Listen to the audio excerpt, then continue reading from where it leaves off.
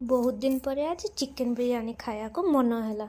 सांगे सांगे लगे पड़ी चिकेन बिरयानी रे प्रिपरेशन रे। चिकेन मैरिनेशन करी से भातर गोटे लेयर देदेली, तापर बिरयानी मसला पकईदेली, ता सहित टिके केवरा वाटर ऐड करदेली, ता सहित गोलाप जल, तापर देसी गुआ घी ऐड करदेली, धनिया पत्र आ पुदीना पत्र दे सजईदेली।